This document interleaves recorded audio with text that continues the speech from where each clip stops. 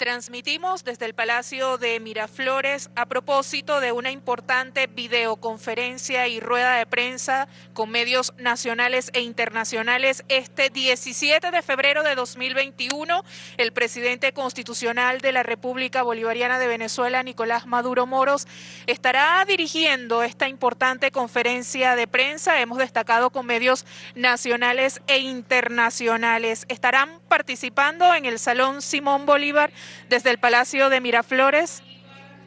Palacio de Miraflores, el ciudadano Nicolás Maduro Moros, presidente constitucional de la República Bolivariana de Venezuela, con motivo a conferencia de prensa internacional. Caracas, 17 de febrero del año 2021. Hemos destacado la presencia de más de 18 medios de comunicación nacionales e internacionales. El jefe de Estado, hemos destacado, defiende la verdad de Venezuela frente a las campañas de desprestigio y falsas noticias de agencias internacionales contra la República Bolivariana de Venezuela. Buenos mediodías a todos y a todas.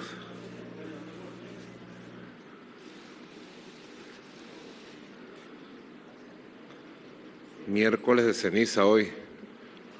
Señora vicepresidenta ejecutiva, vicepresidentes de gobierno, ministros y a todos los periodistas y las periodistas de todos los medios presentes físicamente, a todos los camarógrafos, presentes por vía virtual. Hoy vamos a tener una combinación perfecta de preguntas virtuales vía videoconferencia y de preguntas presenciales. Primera combatiente, Silvia Flores. Bueno, miércoles de ceniza, acabamos de terminar un carnaval con pandemia, un carnaval bioseguro,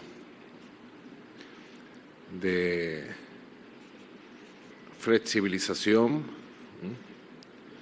En Venezuela tenemos un método, como ustedes saben, el 7+7, que nos ha permitido un alto nivel de control de la pandemia, un alto nivel. Esta semana extendimos la flexibilización y le estaba diciendo a la vicepresidenta que anuncie que vamos a extender la flexibilización toda la semana hasta el domingo 21 de febrero, para empezar el lunes 22 de febrero ya con el 7+7, pues. Serían los 7 días de cuarentena radical, voluntaria y consciente, necesaria. Es un método que ha sido muy efectivo para una pandemia tan agresiva. Ya en Europa hay países que están en la tercera ola.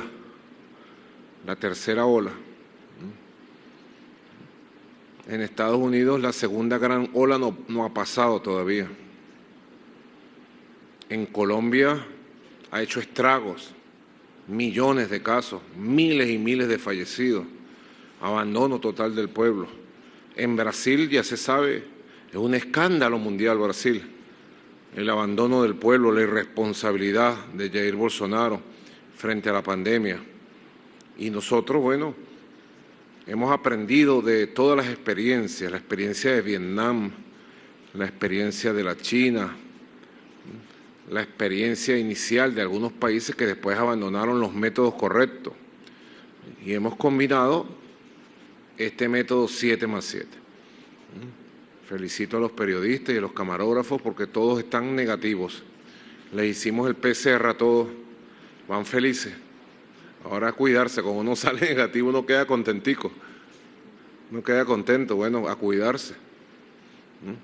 A cuidarse. Esta es la primera rueda de prensa de carácter internacional de este año.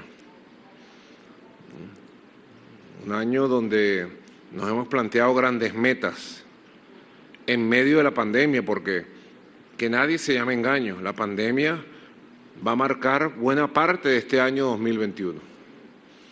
La va a marcar. Esto es una enfermedad muy contagiosa, muy peligrosa, mortal. Apenas las primeras vacunas están saliendo. Y todo es experimental. Nosotros hemos aprobado la vacuna Sputnik V porque los estudios científicos nuestros han comprobado su seguridad total, absoluta. Y vamos a empezar a vacunar en esta primera etapa a todo el personal médico, a todo el personal sanitario, a las 14.000 brigadas de visita casa por casa, a todo el personal de trabajo social que permanentemente también andan visitando hogares, atendiendo necesidades, al personal de seguridad que anda en las calles protegiendo a la gente, tanto policial como militar, y también autoridades que andan en las calles. Recientemente perdimos al alcalde de Boconó, una ciudad hermosísima, un líder joven que se contagió y le pegó muy agresivo el coronavirus, porque andaba en la calle.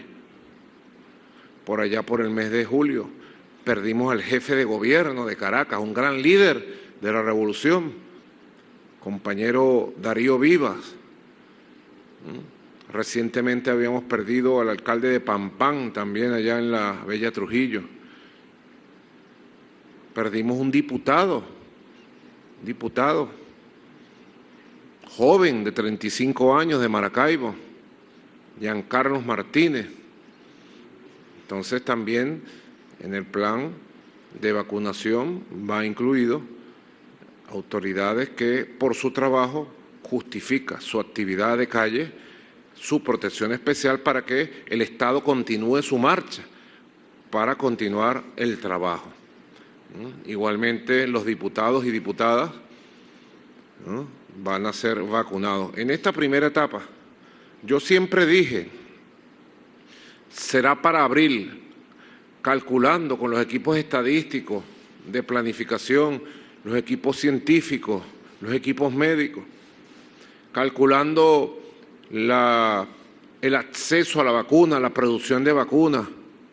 Hay un problema de producción de vacunas en el mundo, pero hay un problema de monopolización y acaparamiento de vacunas en el mundo también. A quien le prometieron 300 millones de vacunas, a la Unión Europea no le han cumplido ni el 10%, y es la Unión Europea. Estados Unidos pareciera estar remontando la vacunación, pero porque se agarran toda la producción para ellos. Tomando en cuenta todos estos elementos, nosotros fuimos planificando la vacunación masiva ya en una etapa avanzada para el mes de abril. Mientras tanto, bueno, hemos aprobado la vacuna Sputnik V. Mañana, jueves 18 de febrero, arrancamos la vacunación de todo el personal sanitario del país y el personal que está priorizado. Por eso seguimos diciendo, ¿usted quiere vacuna? Aquí la tiene. Es importante la prevención, fundamental, en toda esta etapa de lucha contra el coronavirus. Aquí está, nosotros desde el primer día de marzo asumimos la importancia de los cuidados, la prevención, el tapaboca, todos los cuidados necesarios. Y yo lo he dicho, pues, en un eslogan que tiene mucho de verdad: si yo me cuido, yo te cuido. Si tú te cuidas, tú me cuidas. Y cuidándonos todos, cuidamos a la patria. Y cuidando la familia, cuidamos a nuestro país. Así que es muy importante, tenemos conciencia de que la batalla contra la pandemia no ha terminado, ni va a terminar en corto tiempo. No se puede llamar engaño a los pueblos del mundo. Hay que hablar con la verdad y continuar toda esta labor de educación de motivación, de prevención, donde la palabra clave la tiene el ciudadano y la ciudadana, la palabra de prevención. Así que es muy importante este tema de la pandemia y la lucha permanente de nuestro sistema público de salud. Tremenda batalla hemos dado. Estuvo en Venezuela la semana pasada la relatora especial de la Organización de Naciones Unidas para los temas de sanciones. Tuvo 10 días en Venezuela. Se reunió con todos los sectores políticos, culturales, religiosos, empresariales del país. Se le abrieron las puertas anchas de Venezuela para que ella conversara, estudiara, analizara, observara la realidad de Venezuela. Y luego, el día viernes, antes de empezar el carnaval, rindió su informe preliminar al país y a la comunidad internacional. Rindió su informe donde establecía cómo las sanciones tomadas desde el gobierno saliente de Estados Unidos de Donald Trump causaron un efecto de devastación en la estructura económica de Venezuela, con impactos gigantescos en la vida social y económica del país. A Venezuela le ha aplicado un método implacable, cruel, de tratar de, por la vía del sufrimiento, del dolor, de la necesidad, provocar lo que llama la comunidad internacional un cambio de régimen, que es el objetivo, rendir a un país entero. Y eso no ha ocurrido ni ocurrirá, pero ha dejado heridas supurantes en la vida social, económica, en la vida familiar de Venezuela, que hemos ido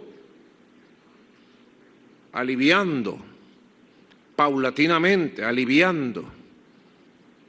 Si no fuera por el sistema de misiones y grandes misiones, por el carné de la patria y el sistema patria, y por los CLAP, Venezuela tendría una situación verdaderamente inaudita. Tendría una situación muy comprometida.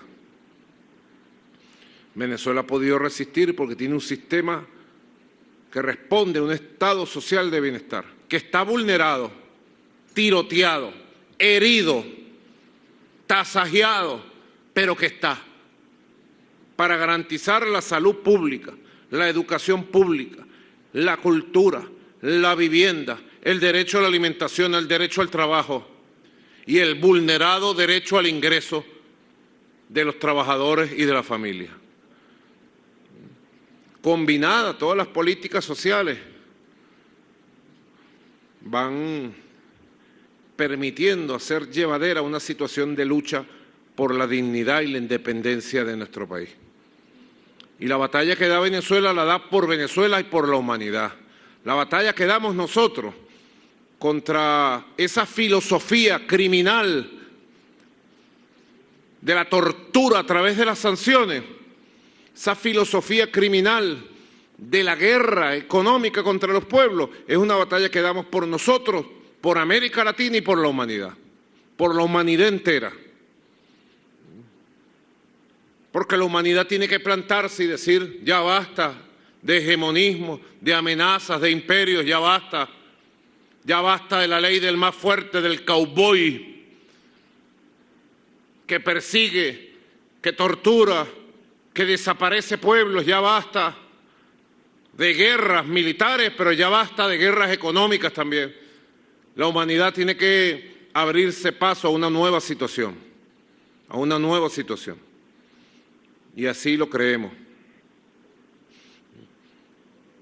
Venezuela enfrentó a finales del año pasado,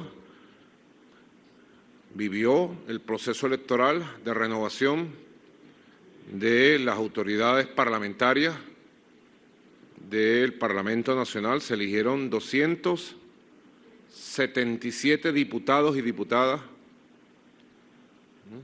Fue la última vez que nos vimos aquí en este Salón Simón Bolívar. Y se ha dado lo que hablamos ese día.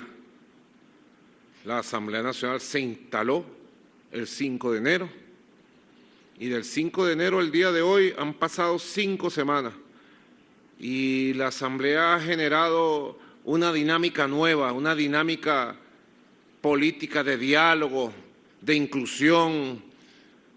La Asamblea Nacional se ha lanzado a escuchar a todos los sectores del país sin discriminación ni exclusión de ningún tipo. La Asamblea Nacional ya ha constituido los órganos constitucionales para la renovación completa del Consejo Nacional Electoral y anuncia que para el mes de abril ya Venezuela tendrá un nuevo Consejo Nacional Electoral equilibrado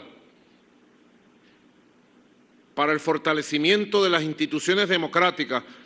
Y una institución democrática fundamental de Venezuela es el poder electoral, el Consejo Nacional Electoral.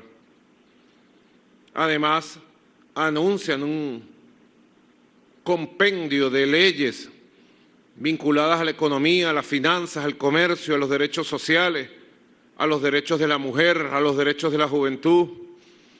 Venezuela va adquiriendo una dinámica política favorable, auspiciosa, que vislumbra un año 2021 ya apuntando hacia nuevas elecciones.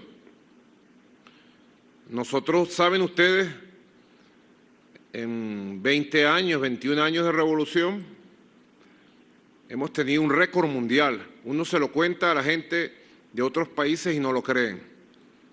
25 elecciones. Y este año vamos a la elección número 26. De 25 elecciones, las fuerzas bolivarianas, chavistas, revolucionarias, hemos ganado 23 elecciones, incluyendo la última del Parlamento. Hemos perdido 2, que hemos reconocido de inmediato, con hidalguía, con honor. Y este año vamos a la elección 26. Sectores de la oposición han propuesto públicamente y en privado, en reuniones privadas que siempre tenemos con todos los sectores de la oposición, con todos, nos reunimos con todos, con ese que tú piensas también.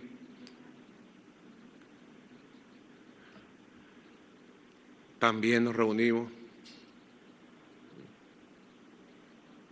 Recientemente estuvieron aquí la Comisión de Noruega, me reuní con ellos, le di la bienvenida, siempre bienvenida la delegación de Noruega a Venezuela. Conversamos más de 1 hora y yo les decía esto: vamos a la elección 26 con un nuevo CNE equilibrado, justo, fuerte. Se ha propuesto que la elección que corresponde es la de gobernadores y gobernadoras y consejos legislativos. Y para el próximo año correspondería, empezando el año, la elección de las 335 alcaldías y los 335 consejos municipales. Se ha propuesto hacer las elecciones de gobernadores y alcaldes juntas. Y el próximo año hacer las elecciones de consejos legislativos y consejos municipales. Eso ameritaría alguna reforma de la ley electoral, me dicen los que saben del tema, los especialistas. Bueno, eso está en debate en la Comisión de Diálogo. Si preguntaran mi opinión personal, yo no tengo la decisión en mi mano. Esa decisión la tendría que tomar el Parlamento y el nuevo Consejo Nacional Electoral. El Consejo Nacional Electoral debería tomarla evaluando las condiciones técnicas para hacer una elección un poco compleja, gobernadores, alcaldes, Consejo Legislativo. Ya tenían preparado técnicamente la elección de gobernadores, gobernadoras, tengo entendido. Una elección más simple, más sencilla. Esa decisión correspondería al Parlamento Nacional, a la Asamblea Nacional y al nuevo CNE. Pero si me preguntaran mi opinión, yo diría sobre la elección unificada de gobernadores, gobernadoras y alcaldes que estoy de acuerdo que se haga unificada. Estoy totalmente de acuerdo que se haga unificada. Me parece muy bien Aristóbulo. Aristóbulo fue alcalde de Caracas y fue gobernador de Anzoátegui. Creo que sería bueno, ¿verdad? Aquí está la ministra de Interior, que fue gobernadora muy exitosa del estado Lara, gran líder allá. Para que ustedes vean, muy importante la renovación, porque las gobernaciones y las alcaldías son el poder regional, el poder local, el que está cerca de la gente. Ser alcalde, gobernador, alcaldesa, gobernadora, es un cargo difícil, de alto sufrimiento, de mucho nervio y sudor, de mucho trabajo, porque hay novedades todos los días, a toda hora. Es difícil. Creo que es más difícil que el cargo de presidente. Con eso se los digo todo. Ser alcalde, ser gobernador, es difícil. Lo que alivia un poco su dificultad es la capacidad del alcalde, del gobernador, de la alcaldesa, de la gobernadora, de lidiar los problemas junto al pueblo, junto a los ciudadanos y ciudadanas, junto al poder popular, de estar con la gente siempre y de multiplicar los recursos con el trabajo constructivo con las manos del pueblo. Así que estamos en esa preparación. Ya el Gran Polo Patriótico, he hablado con sus autoridades, compañero Diosdado Cabello, de la Dirección Nacional del PSUV y las autoridades de todos los partidos del Gran Polo Patriótico, ya estamos preparando nuestra batalla, nuestras propuestas.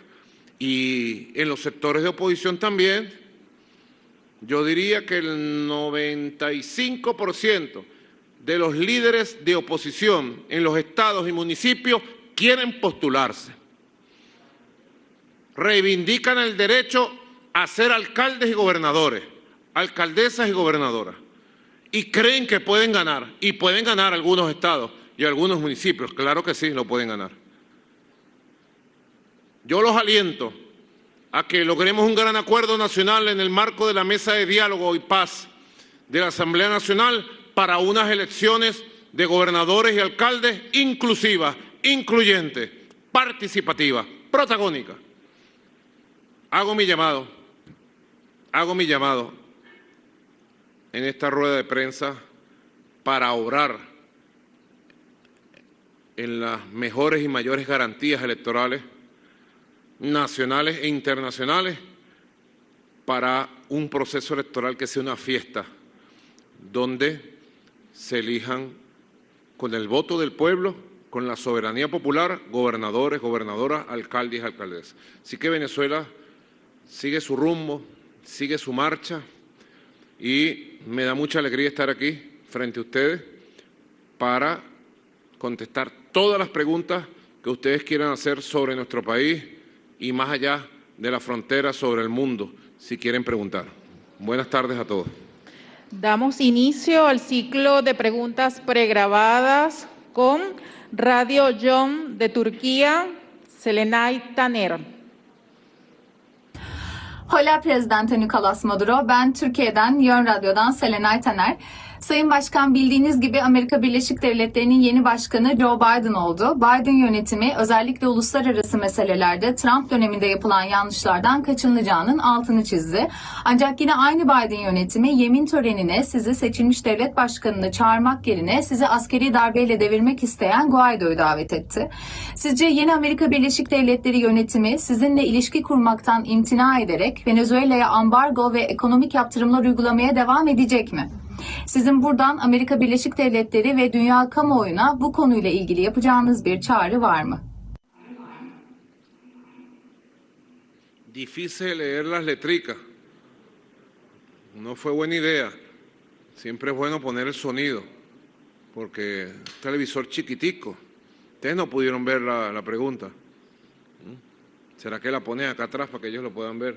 Pero es un error no haber traducido esa pregunta, ¿no? Bueno, desde Turquía nos hacen la pregunta sobre el gobierno de Estados Unidos, el nuevo gobierno del presidente Joe Biden. Yo digo que hay que esperar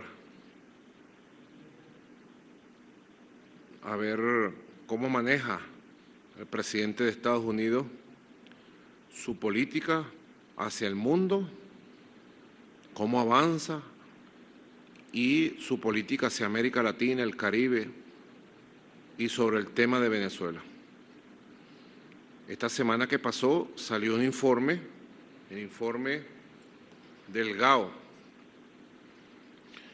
una oficina gubernamental que trabaja para el Congreso de los Estados Unidos. Correcto. El GAO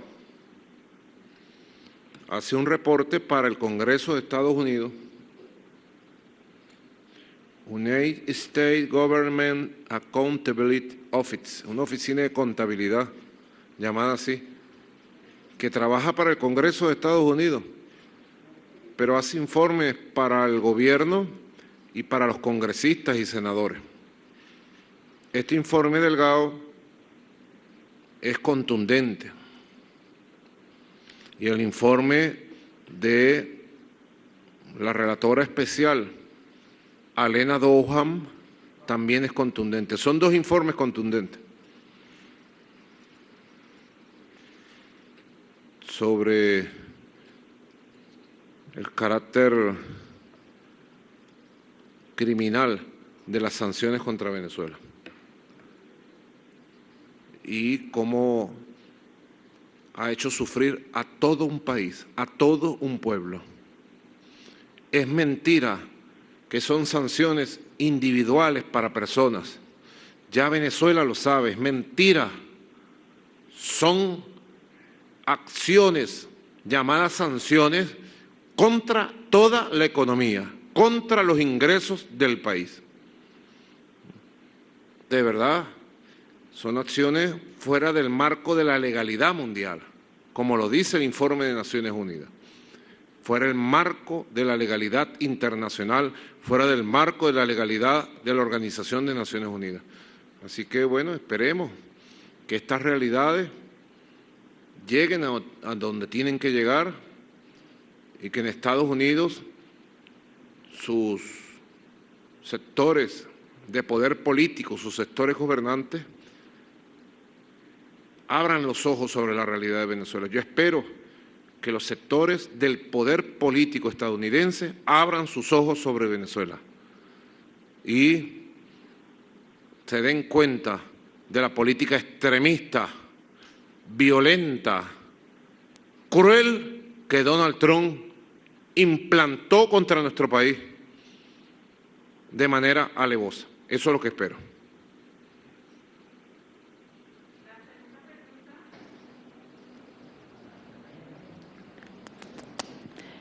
La segunda pregunta, bajo la modalidad pregrabada, corresponde a Radio Televisión Española y la formula Beatriz Viaño.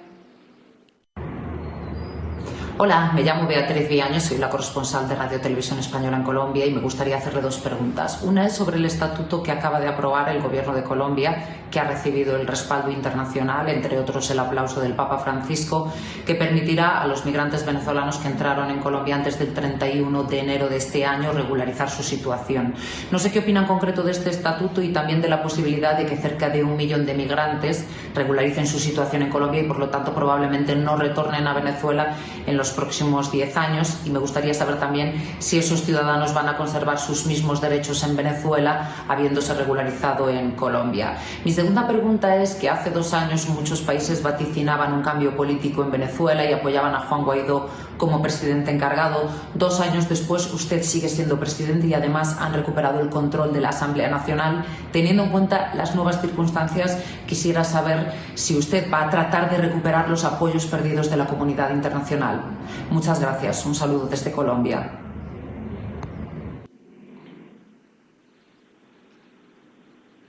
Bueno, mi saludo a la Radio y Televisión Española.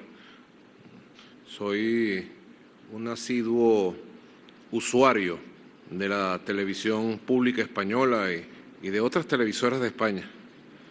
Así que hago seguimiento de la realidad de España. El encarcelamiento de este muchacho, este joven, Pablo Hasél, bueno, ha alarmado a la comunidad internacional. Un cantante, un rapero, que bueno, canta sus canciones como todos los raperos. El rap es como otros géneros de la música popular, es un género de música rebelde, crítica, en muchos casos, necesaria, y solamente por cantar está preso. He estado siguiendo esas informaciones, que ha sido titular en España y estamos muy pendientes pues de la realidad. En primer lugar, hay que decir, para que ustedes algún día lo escriban o lo publiquen y dejen de censurar la verdad de Venezuela y de Colombia, hay que decir que en Venezuela hay 6 millones de colombianos migrantes. 6 millones de colombianos migrantes. Y nunca han necesitado un tratado provisional de protección. Nunca han necesitado ninguna payasería de las que Duque está inventando para lavarse la cara con la tremenda agresión al pueblo de Venezuela. Nunca. Aquí llegan los colombianos. Bueno, viven en todo el país. A esta hora que ustedes me están escuchando, muchos hogares colombianos me están viendo por televisión o por radio, o muchos colombianos en Venezuela me están viendo por redes sociales. 6 millones de colombianos que tienen plenos derechos a la salud, a la educación, a la vivienda, al trabajo, a la libertad política. Muchos de ellos han cumplido los años para nacionalizarse como venezolanos y tienen la doble nacionalidad. Tienen la doble nacionalidad. Muchos tienen familia, hijos, hijas, nietos, nietas, bisnietos. 6 millones, hay que verle la cara, pero nadie lo dice, ninguna agencia lo dice. Y se la pasan repitiendo que 1 millón de venezolanos se fue para Colombia, que 1 millón. ¿Y ustedes saben para qué sirve la repetición de todo eso? Para que Duque siga estafando a la comunidad internacional como la estafa. Pidiendo dinero y dinero y dinero y dinero. ¿Y dónde marcha el dinero que supuestamente le ha dado la comunidad internacional a Duque? ¿Quién lo tiene? ¿Dónde está? ¿Han gastado aunque sea $1 en proteger los derechos laborales, sociales y familiares de venezolanos en Colombia? No, ni uno. Cuando llegó la pandemia empezaron a votar en algunas ciudades, Bogotá, Medellín, Cali, algunos migrantes venezolanos de sus trabajos. Les quitaron sus casas y más de 250.000 migrantes venezolanos en Colombia se vinieron a pie e ingresaron a Venezuela otra vez, perseguidos por la xenofobia, el odio del gobierno de Iván Duque. Esa es la verdad, y la verdad hay que decirla. Cueste lo que cuesta, duela lo que duela, la verdad hay que decirla. Y ojalá ustedes recojan la verdad de lo que es Colombia, de lo que es Venezuela. 6 millones de colombianos en Venezuela. Y no necesitamos una payasería como está haciendo Duque. Nunca la hemos necesitado. Y la familia colombiana vive en paz. No es perseguida, no hay xenofobia contra los colombianos. Ni en los medios, ni en las redes, ni en las calles. Hay persecución de colombianos en Venezuela como se hace en Colombia contra la familia venezolana. Así que me parece que él trata de lavarse la cara. Es una operación para lavarle la cara a Duque en la comunidad internacional, porque él es el principal agresor de Venezuela. Y además lo hace en el momento que le estalló el escándalo de la participación de su gobierno en la operación Gedeón, en el intento de asalto armado. Además lo hace en el momento en que está siendo cuestionado por haber declarado en varias oportunidades que a los venezolanos no les salía la vacuna, que le negaba la vacuna a los venezolanos y venezolanas que vivieran en Colombia. Lo dijo varias veces, ¿o no lo dijo? Le están lavando la cara a Duque en una operación dirigida por la Cancillería colombiana para tratar de ganar algún tipo de afecto en el nuevo gobierno de los Estados Unidos. Porque para nadie es un secreto que Iván Duque y Álvaro Uribe Vélez hicieron campaña activa por la candidatura de Donald Trump en la comunidad colombiana y latina de los Estados Unidos. Para nadie es un secreto que Iván Duque y Álvaro Uribe Vélez hicieron campaña. Su embajador, el embajador de Iván Duque en Washington, hizo campaña personal en la Florida para que votaran por Trump. Ahora él trata de lavarse la cara para ver si reconecta con el nuevo gobierno de Estados Unidos. Esa es la verdad. A los migrantes venezolanos en Colombia siempre le decimos, aquí está nuestra mano, aquí está su patria, puede venir cuando quiera, será siempre bienvenido. Los ciudadanos venezolanos que viven en Colombia, tengan o no tengan doble nacionalidad, en Venezuela tienen una patria que los protege, que los ama y que siempre los recibirá. Esa es la respuesta. La tercera pregunta en la modalidad. La tercera respuesta a la tercera pregunta de RTV Español. Bueno, efectivamente, la realidad es la realidad. Más allá de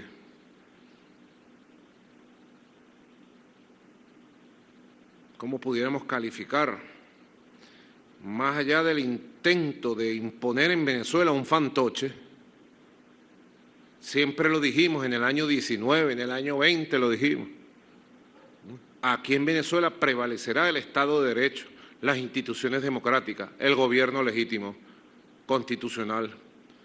Aquí en Venezuela iremos a elecciones y se renovarán los poderes. Tuvimos paciencia, esperamos que viniera la Asamblea Nacional, su elección, así se hizo, se instaló la nueva Asamblea Nacional y es el gran hecho político del año 2021, la instalación de la nueva Asamblea. Y la Asamblea Nacional saliente, fracasada del 2015, quedó por allí pululando en la soledad y en el silencio, como dice la canción de Maelo, que veníamos escuchando en la radio, Silvia y yo. Le toca a los sectores extremistas, trumpistas del guaidosismo, la soledad y el silencio. Y ustedes verán cómo se abren los caminos para reconstruir en el campo internacional las relaciones que fueron destruidas en su momento. Venezuela tiene los brazos abiertos a todos los países de la comunidad internacional para el diálogo, para la acción y para recomponer todo lo que sea necesario recomponer. La tercera pregunta en la modalidad pregrabada la formula el periodista de la agencia Europa Press, Daniel Herrero. Hola, buenos días. Saludos desde España. Soy Daniel Herrero, periodista de la agencia Europa Press. Me gustaría plantearle varias preguntas. En primer lugar, querría saber qué pruebas concretas tienen contra Leopoldo López en relación a los planes golpistas que se han denunciado en estas últimas semanas y en relación a la supuesta complicidad de autoridades españolas, como por ejemplo el ex embajador Jesús Silva, al que se le ha llegado a acusar de ser cómplice. No sé si estas pruebas las han trasladado a las autoridades españolas y qué medidas se plantean en caso de que España no tome ningún tipo de acción en relación a estas pruebas. Y me gustaría también saber si considera el gobierno de Venezuela que hay un paso atrás de los gobiernos europeos, entre ellos el de España, en el reconocimiento a Juan Guaidó, después de que se le considere solamente un interlocutor privilegiado y no el presidente encargado de Venezuela. Muchas gracias. Bueno, te contesto la última.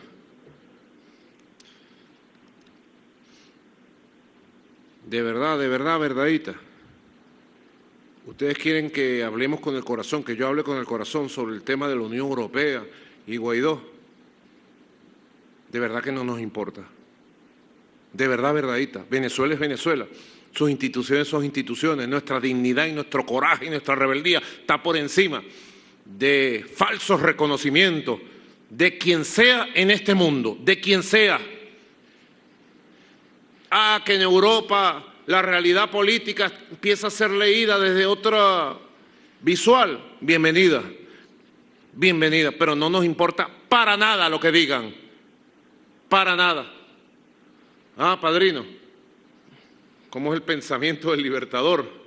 No nos importa que Bonaparte venda a sus esclavos, si estamos decididos a ser libres. Y en Venezuela estamos decididos a ser libres. Reconozcan a quien reconozcan, cuando lo reconozcan o cuando los desconozcan, que es el caso que pregunta este periodista de Europress. Y sigo ratificando. En Venezuela tenemos embajadores encargados de negocios de Europa. ¿No vino el canciller? Estaban haciendo el PCR porque tenía como una gripe. Arriaza.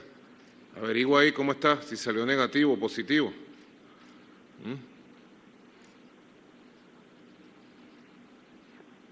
Lo que sí puedo decir es que nosotros tenemos embajadores aquí, tenemos embajadores de Venezuela en muchos países de Europa, nuestras embajadas, nuestros consulados, lo hemos logrado preservar en medio de la tormenta trumpista. En medio de la tormenta trumpista preservamos lo básico, que era el establecimiento de nuestras embajadas, nuestros encargados de negocios, nuestros consulados, y es un buen punto de partida para un nuevo comienzo entre Europa y Venezuela. Ojalá, ojalá. Ya va, perdón. Otra pregunta, la primera. Pruebas contra Leopoldo López sobran. El gobierno de España se hace los oídos sordos, se hace el ciego, se hace el mudo, se hace el sordo, el gobierno de España. Pruebas. ¿Quieren pruebas? Tenemos 20 años de pruebas de golpismo. El golpe de Estado del 11 de abril 2002, su participación personal y directa. Las guarimbas y la violencia que llevaron a 43 fallecidos en 2014. Leopoldo López siempre aparece. Y ahora el golpe de Estado del 30 de abril. Es que quieren más pruebas. Se presentaron armados a las puertas de una base militar de Caracas, armados, llamando a marchar sobre el Palacio Presidencial. ¿O es que para España eso no es prueba de que tienen un golpista protegido por el gobierno de Pedro Sánchez? Claro que sí.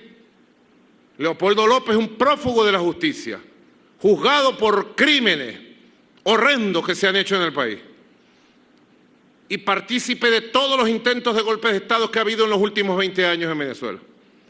Y además Leopoldo López lava dinero desde España, desde Madrid. La Dirección de Inteligencia del gobierno español tiene las pruebas, tiene todas las pruebas. Tiene las pruebas que incriminan al embajador Silva en su fuga y en los crímenes como la invasión a Venezuela del 3 de mayo en la Operación Gedeón.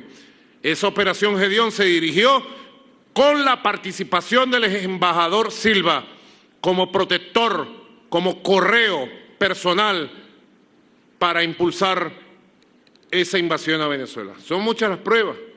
Ahora, si en España consideran a Leopoldo López una especie de reyesuelo, allá ellos, los gobernantes de España, allá ellos,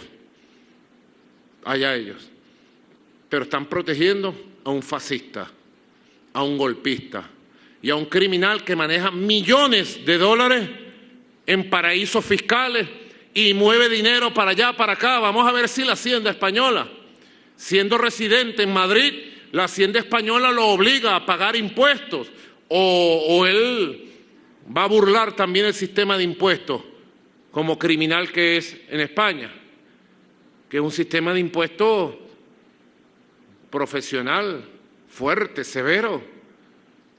¿Cuántos millones de dólares maneja desde Madrid Leopoldo López? ¿De dónde los sacó? ¿De dónde sacó los millones de dólares? El gobierno de Estados Unidos declara que la administración Trump le dio 1.200 millones de dólares al llamado gobierno interino que dirigía desde la Embajada de España Leopoldo López. ¿Dónde está ese dinero? 1.200 millones de dólares. Nunca llegó a Venezuela. Nunca llegó a Venezuela.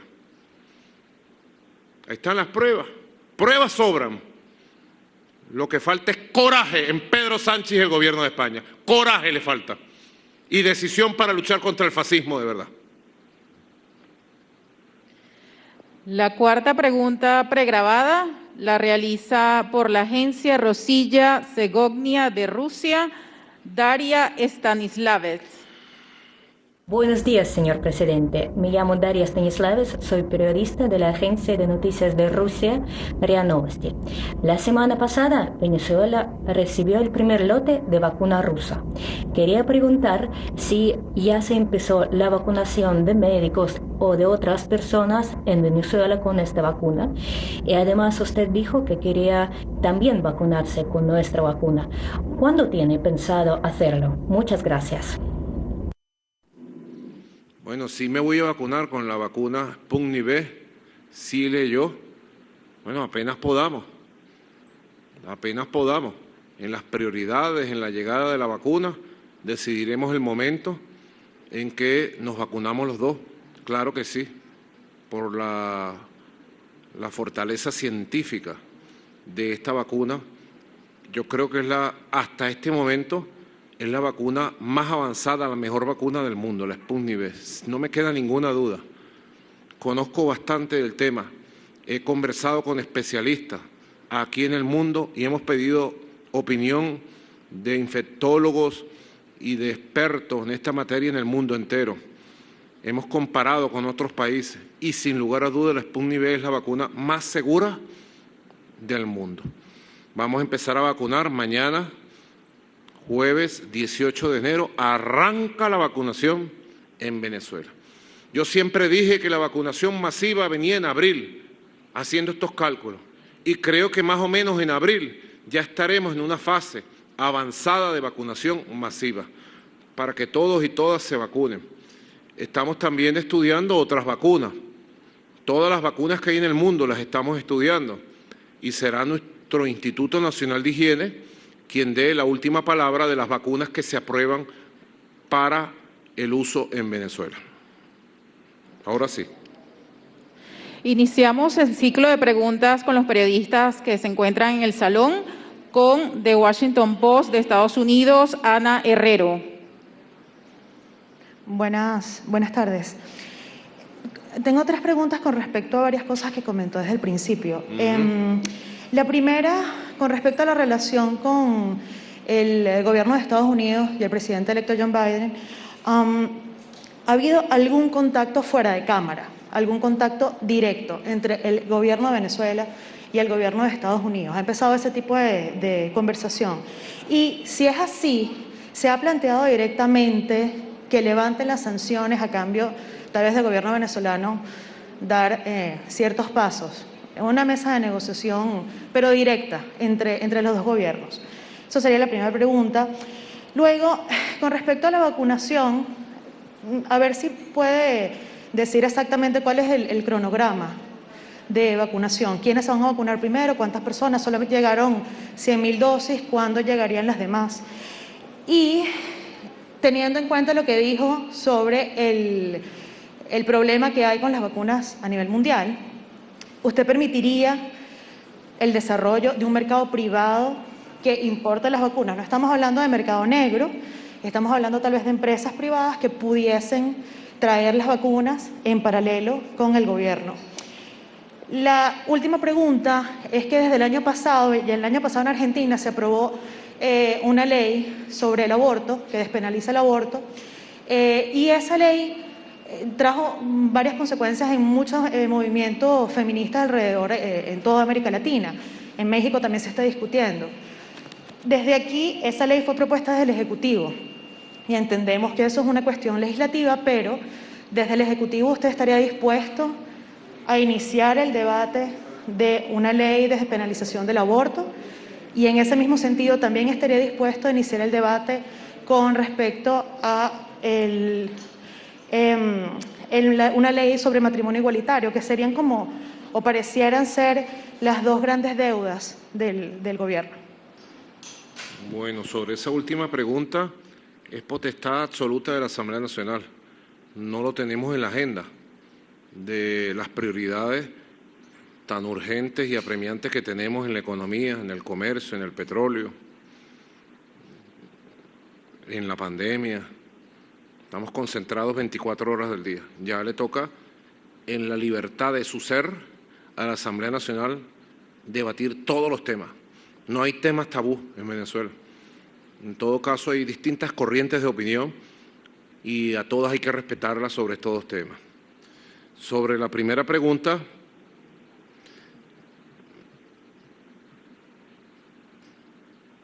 ojalá. Yo estoy obligado, fíjese, a ser muy prudente en esto, porque en la era Obama tuvimos conflictos con Obama, pero tuvimos un diálogo permanente con Obama. Tanto el comandante Chávez como yo, ya como presidente, ya como canciller también, lo había saludado y había conversado con él. Y saben ustedes, cuando él sacó el decreto del 9 de marzo del 2015, declarando a Venezuela una amenaza inusual y extraordinaria contra la seguridad nacional de Estados Unidos, bueno, eso tuvo un rechazo mundial. Aquí se recogieron 11 millones de firmas y yo las llevé a la Cumbre de las Américas en Panamá, abril 2015. Y allí hablé con Obama. Y él puso al entonces subsecretario Thomas Shannon como enlace para intercambiar comunicaciones y para diversos temas. Fue un tiempo de diplomacia, de política, manteniendo las enormes diferencias sobre temas mundiales, temas regionales y sobre temas netamente venezolanos. Así que después vino la era Trump, que fue una era de extremismo. Estados Unidos conoció al verdadero Trump el 6 de enero, en el asalto al Capitolio. Ahí vieron cómo Trump se toma por su mano cualquier decisión y es capaz de todo, no tiene límites éticos. Hizo 4 años una política de crueldad contra toda Venezuela. Bueno, me mandó a matar varias veces. La más conocida para entonces fue la del 4 de agosto de 2018. Una operación de drones, primera operación de un atentado de drones en el mundo. Así que fue una gestión contra el derecho internacional, antidiplomática, antipolítica, a pesar de que en privado, saben ustedes, y hoy lo puedo decir, tuvimos enlaces por montones con la administración Trump. La administración Trump era un caos. Nosotros hablamos en el Caribe con Elio Abrams varias veces, enviados especiales. Se habló en México varias veces con enviados especiales, en Bahamas, en varias oportunidades, siempre.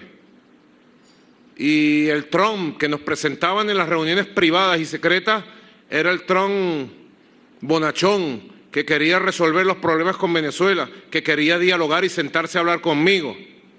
Inclusive había una promesa de Donald Trump: si ganaba las elecciones iba a hablar conmigo. Él estaba obstinado del experimento del Frankenstein Guaidó.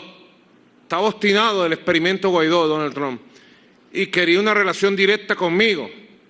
Pero una cosa era en privado, promesas, ofertas, y otra cosa era la acción pública, cruel, contra nuestro pueblo. Ahí están dos elementos, pues. Esperemos. Yo digo que espero que haya una reflexión y una rectificación a fondo en el poder de los Estados Unidos sobre Venezuela. Que sea una rectificación realista, en base a la realidad, y que sea una rectificación también valiente. Esperemos. Mientras tanto estamos nosotros aquí, mira cómo estoy, de pie, luchando y buscando soluciones a los problemas creados por estas sanciones criminales. También me preguntas, la campaña de vacunación, bueno, arranca mañana. Hay un cronograma de aquí hasta abril para la llegada de 10 millones de vacunas de la Sputnik V. Estamos estudiando unas vacunas chinas y es muy probable que también sean aprobadas por el Instituto Nacional de Higiene. Estamos negociando con la Organización Panamericana de la Salud la liberación de $300 millones del oro secuestrado en Inglaterra para comprar también algo más de 15 millones de vacunas en el mercado internacional. Así que estamos moviéndonos para garantizarle a nuestro pueblo todo el proceso de vacunación, que es un proceso entre varios para protegernos del coronavirus. Que nadie crea que la vacunación es la solución definitiva, todavía no, todavía no. La vacunación es una protección para marchar en el camino de superar el coronavirus. El coronavirus de verdad va a ser una enfermedad manejable y superada cuando haya tratamientos efectivos. Y ya en el mundo hay buenas noticias sobre tratamientos. Y cuando haya una vacuna que prevenga el coronavirus plenamente. Y eso tendrá que pasar unos 3, 5 años para que suceda lo de la vacuna. Mientras tanto, la sociedad tendrá que acostumbrarse a manejarse con el método de la prevención y, bueno, la vacuna va a ayudar bastante en ese método de la prevención. Sobre un mercado privado de vacunas, no, primera vez que lo escucho, no lo hemos pensado. Por lo menos a mí no me desagrada la idea de un mercado privado de vacunas. Tendríamos que estudiarlo con las autoridades expertas en materia de salud, con el Ministerio del Poder Popular para la Salud, el Instituto Nacional de Higiene, el Consejo Presidencial de la COVID-19, pero podría ser, vamos a esperar. Le pido a la vicepresidenta ejecutiva, dado que dirige la Comisión Presidencial del Coronavirus, que haga un estudio de estas posibilidades y me haga una recomendación en firme. Me parece que en medio de la batalla que tenemos contra sanciones, malo no sería, digo yo, humildemente desde aquí. La siguiente pregunta la realiza Madeleine García por Telesur Venezuela. Hola, ¿cómo está, presidente?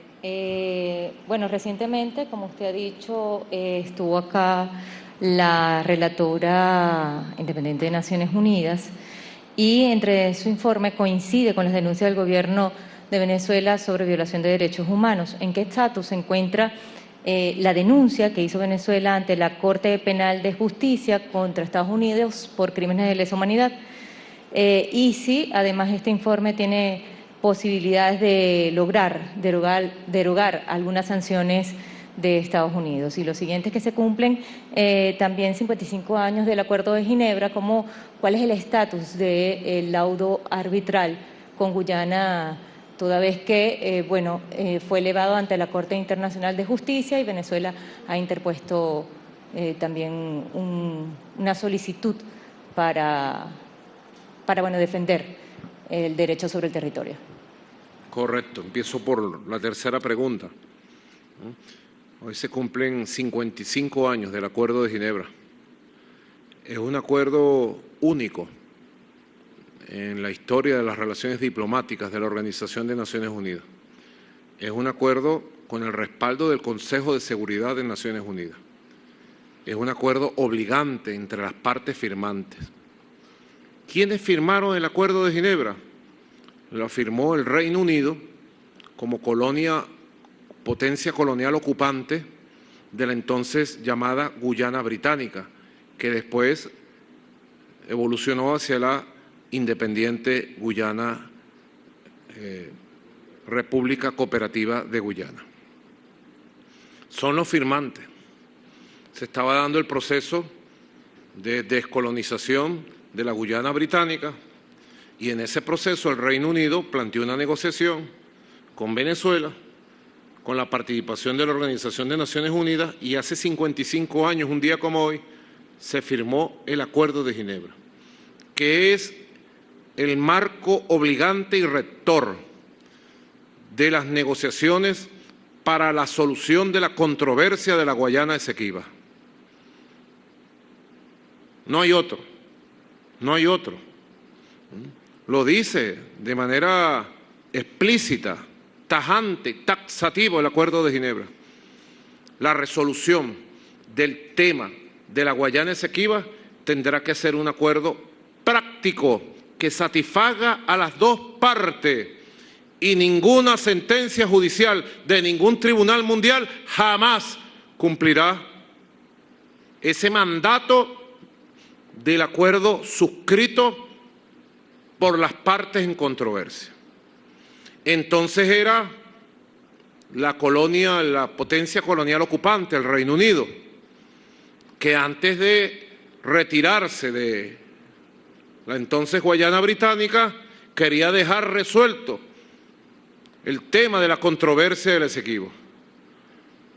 Y el Acuerdo de Ginebra es un nuevo comienzo en el proceso de tratamiento de la controversia del Esequibo. Es un nuevo comienzo, deja todo lo demás,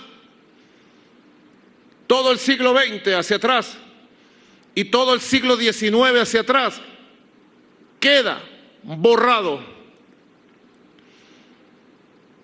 Particularmente el laudo arbitral írrito y nulo, abusivo de 1899. Venezuela ha reivindicado la pertenencia de la Guayana Esequibo a nuestro país, con documentos, mapas, datos, porque cuando Venezuela nació como Provincias Unidas de Venezuela, en el año 1777, por decreto real del rey de España, creó las Provincias Unidas de Venezuela, incluía toda la Guayana Esequiba. Cuando logramos la independencia, en el uso del derecho internacional de entonces, el utis possidetis juris, la Guayana Esequiba quedó en lo que fue la fundación de la República de Colombia, la Colombia de Bolívar. Si ustedes ven el mapa de la República de Colombia, la de Bolívar, fundada un 17 de diciembre de 1819 en el Orinoco, si ustedes ven el mapa, incluía una poderosa nación de república. Y lo que era Venezuela llegaba hasta allá, hasta el Esequibo y más. Colombia llegaba hasta Panamá. Panamá era Colombia. Fue la Colombia de Bolívar, Panamá. Y la provincia de Quito, lo que hoy es Ecuador, es una potencia inmensa, atlántica, caribeña, andina, pacífica, amazona. Tenía las fachadas completas del mundo, nuestra República de Colombia, la de Bolívar. Y luego cuando se da la separación, que se funda, o mejor dicho, que Venezuela toma su propio camino, Colombia toma su propio camino, la Nueva Granada, todos los mapas históricos, todos los documentos históricos dicen del ejercicio de la soberanía de Venezuela sobre todo el territorio del Esequibo. Así que el Acuerdo de Ginebra, en términos prácticos, vías de hecho y de derecho, establece hace 55 años que toda la controversia del Esequibo está viva y debe ser negociada y resuelta por la vía diplomática con la anuencia y la participación del secretario general de la Secretaría General de Naciones Unidas. Y en eso estamos nosotros y vamos a estar hasta el final. No vamos a descansar ni un día. Hagan la maniobra que haga la ExxonMobil. Invierta el dinero que invierte la ExxonMobil para comprar políticos, abogados, parlamentarios en Guyana. Invierta lo que invierta la ExxonMobil para tratar de torcer el curso de la historia. El Acuerdo de Ginebra prevalecerá, prevalecerá. Tu primera pregunta, el estatuto, bueno, le pido a la vicepresidenta que, bueno, informe a la opinión pública en estos días cómo se encuentra la acusación de Venezuela ante la Corte Penal Internacional por el tema de las sanciones. Nosotros vamos a consignar oficialmente el documento preliminar, informe preliminar de la relatora de Derechos Humanos de la ONU que estuvo en Venezuela, Alena Douha, y vamos a consignar también el documento que he mostrado de el reporte de la GAO. Son dos documentos nuevos que van estableciendo el relato de la verdad de cómo han torturado cruelmente a Venezuela. Así que bueno, en estos días se dará una rueda de prensa más específica, más jurídica sobre ese tema, nada más. Sobre el informe de la relatora, específicamente la relatora pide al gobierno de Estados Unidos, Canadá y a los gobiernos de Europa que levanten sus sanciones ilegales sobre Venezuela. Y nosotros vamos a seguir exigiendo que se levanten las sanciones. Tiene un gran peso porque es una relatora independiente que vino a Venezuela y se reunió con todos los sectores políticos, todos los políticos de Venezuela, todos se reunieron con ella, en largas y dedicadas reuniones. Todos los sectores empresariales, religiosos, culturales, gubernamentales. Ella hizo su propia agenda en 10 días. Ella dijo con quién quería hablar, dónde quería ir y se dirigió su agenda. El gobierno legítimo de Venezuela lo que hizo fue recibirla, prestarle el apoyo protocolar de seguridad, de transporte y ponerse a su orden. Todos los vicepresidentes aquí presentes tuvieron reuniones extensas donde contestaron cuestionarios y preguntas al detalle de todos los temas del trabajo de los vicepresidentes. Y fueron crudos. Yo le dije, digan toda la verdad, sean crudos. Y así fueron. Así que creo que este informe, sin lugar a dudas, ayuda a Venezuela a seguir exigiendo se levanten las sanciones criminales y nos permitan el trabajo y la recuperación económica para beneficio de todos y de todas. Ayuda. Ayudas, ¿tú sabes a quién? Al hombre humilde, a la mujer humilde. Ayuda a la Venezuela buena, a la Venezuela que quiere paz, que quiere progreso, que quiere estabilidad. A eso ayuda, ayuda a la verdad. La siguiente pregunta la realiza Scott Smith de AP de los Estados Unidos. Buenas tardes, presidente Maduro, y gracias por la oportunidad para hacer una pregunta. Tengo una pregunta que creo que es parecida a una previa, pero voy a hacerlo porque creo que es importante. La transición en los Estados Unidos del presidente Trump al presidente Biden parecía ser una oportunidad para mejorar relaciones rotas entre los Estados Unidos y Venezuela. El presidente Biden ha estado en el poder cerca de un mes.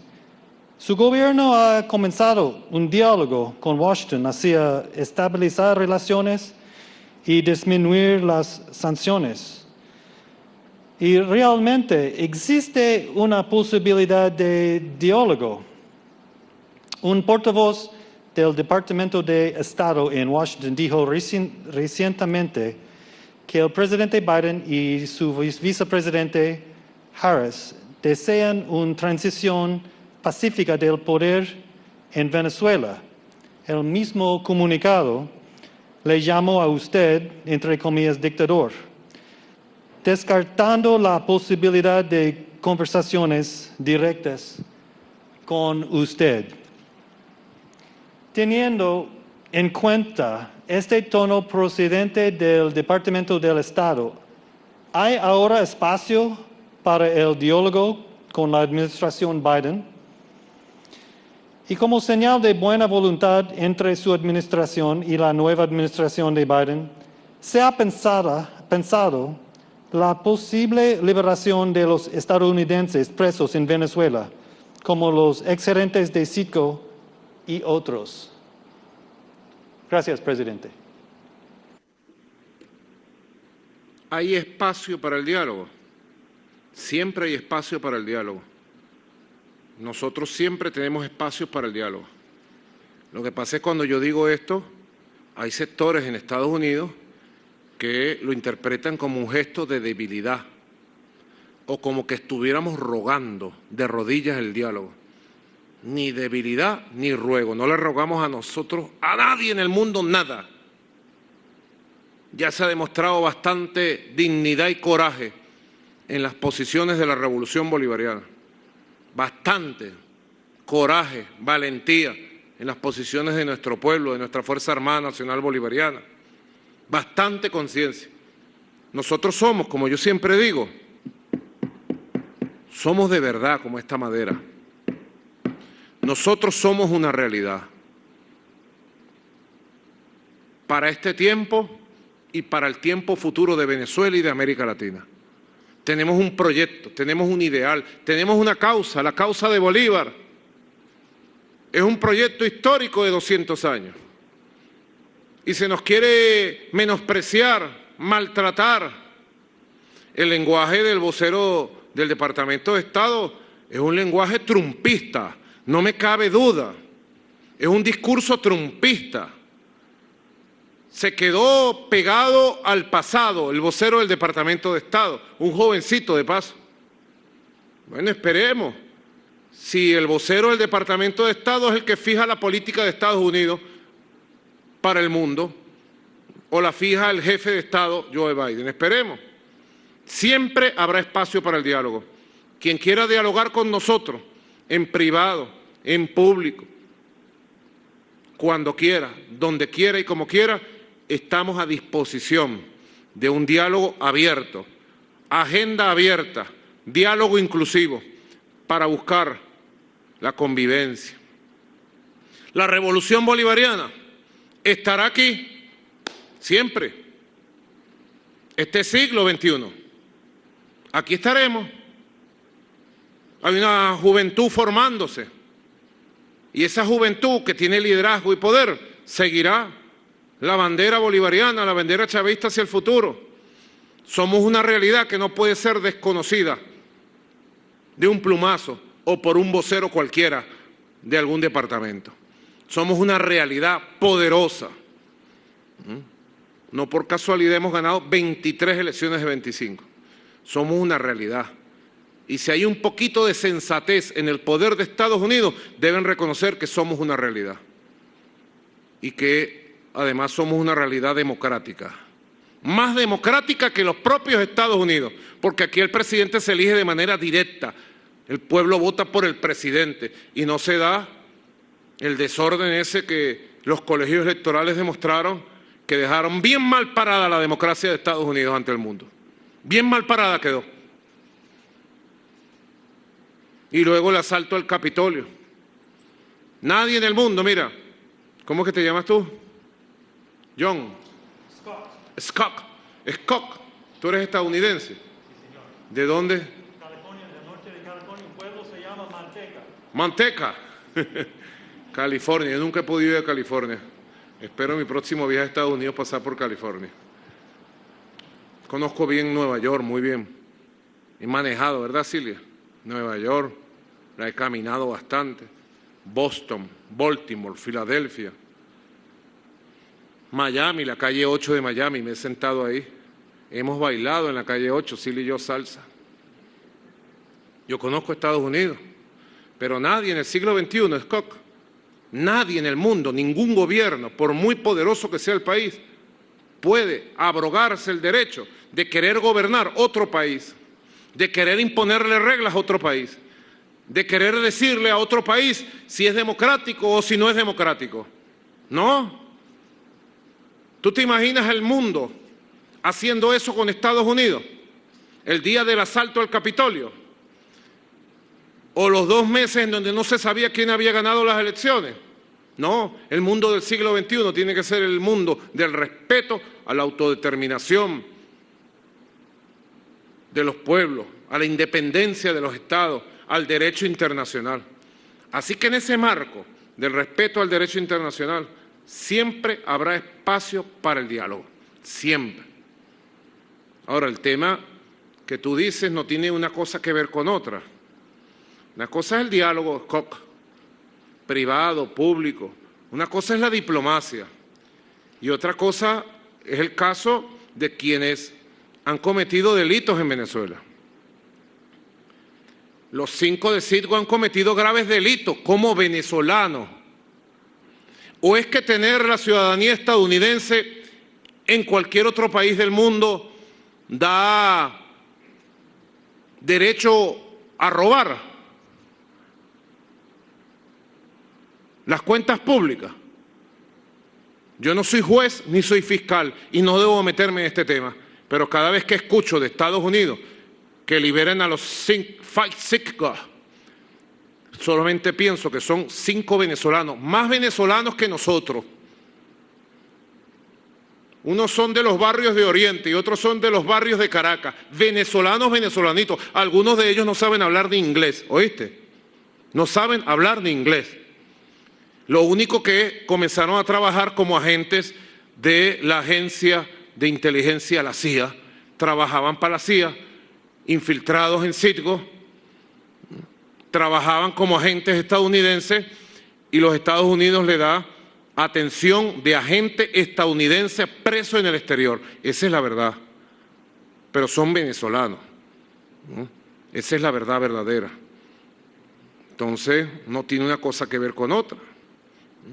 Y los otros 3 estadounidenses, que sí son estadounidenses, nacidos y criados en los Estados Unidos, son los 2 estadounidenses Marines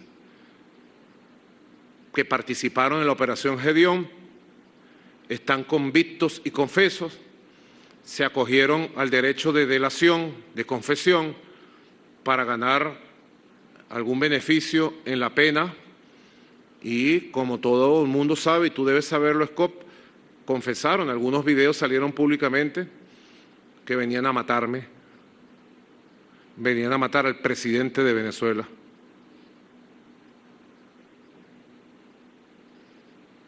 Y a otro que capturamos haciendo espionaje para lanzar un ataque con bombas a una de las refinerías del estado Falcón. Está convicto y confeso. También agente de inteligencia de Estados Unidos. Por eso te digo que una cosa no tiene que ver con la otra. El diálogo, la diplomacia, las relaciones políticas, directas o indirectas, es una cosa. Y siempre habrá espacio para el diálogo. Y los casos judiciales de algunas personas que Estados Unidos reclama para ellos es otro tema, que se le dará el tema judicial respectivo y en eso yo no me meto de ninguna manera. La 8ª y última pregunta la realiza por el tiempo de Colombia, Andreina Itriago. Buenas tardes. Yo quisiera volver al asunto de las vacunas y específicamente le quería preguntar cuál fue la inversión que hizo su gobierno en adquisición de estas 10 millones de vacunas rusas a las que ha hecho referencia anteriormente. También le quisiera preguntar, ha hablado usted de estas reuniones privadas con distintos sectores de oposición y quería saber cómo iban las negociaciones para acceder al mecanismo COVAX de la OPS. Y bueno, finalmente, Ya va, queda muy rápido. La segunda. ¿cómo van las negociaciones con la oposición para acceder al mecanismo COVAX? Y finalmente, pues desde Colombia y también por parte de varias ONGs locales se han hecho denuncias reiteradas, la más reciente de ellas hace un par de semanas, en relación con la presencia de disidentes de la FARC y la expansión en territorio venezolano del ELN. Quería saber pues cuál es su postura al respecto y qué se está haciendo desde su administración frente a estos dos asuntos. Gracias. Empiezo por la última, que es la más noticiosa. Esa es la verdadera pregunta que tú querías hacer. Fíjate, tienen 22 años acusando a la Revolución Bolivariana de lo mismo. Las acusaciones de Iván Duque contra nuestra revolución y nuestro país sobre el tema de la guerrilla es un refrito que no se lo creen en Colombia ni en el mundo. Es un refrito. Así lo califico. Es un refrito que busca en su momento, hace una semana, desviar la opinión pública colombiana de los graves problemas que hay con la pandemia del coronavirus, de los graves problemas económicos y sociales y de las matanzas y el asesinato de líderes sociales, de defensores de derechos humanos, de excombatientes de la FARC. No dice nada Duque de la matanza diaria de colombianos, de colombianas en todo el territorio nacional. Duque ha convertido al Estado colombiano en un Estado fallido que no controla el territorio. La guerra colombiana es la guerra de Colombia, no es la guerra de Venezuela, es la guerra de Colombia y es una guerra de 70 años. Tú debes tener como 25 años, no habías nacido. 30. 34 años. Yo no había nacido, yo tengo 58. La vicepresidenta no había nacido, Cilia no había nacido, Padrino no había nacido, cuando ya había guerra en Colombia. Y cuando las partidas guerrilleras de Colombia, en esa inmensa frontera de más de 2.200 kilómetros, las partidas guerrilleras de grupos de distintos signos ideológicos ya en el año 50, bueno, pululaban en una frontera abandonada por el Estado colombiano. Yo podría decirte 70 años de guerra, no lo explica Iván Duque con su refrito sobre Venezuela. 70 años de abandono de la frontera. Tú te vas del lado colombiano, no hay autoridades. No hay militares, no hay policía, no hay nada. Abandono. Le han entregado la frontera desde hace mucho tiempo a las mafias paramilitares, a las mafias de contrabandistas, a los narcotraficantes.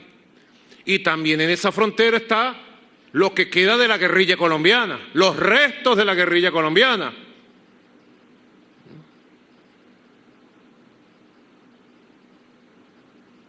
Yo le he dicho a la Fuerza Armada Nacional Bolivariana que conteste contundentemente las declaraciones temerarias de Iván Duque sobre Venezuela.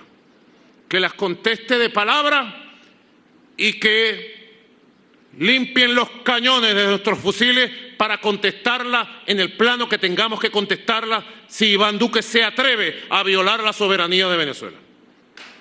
Si Iván Duque se atreve a tocar 1 milímetro del territorio venezolano. No te metas a loco, Iván Duque.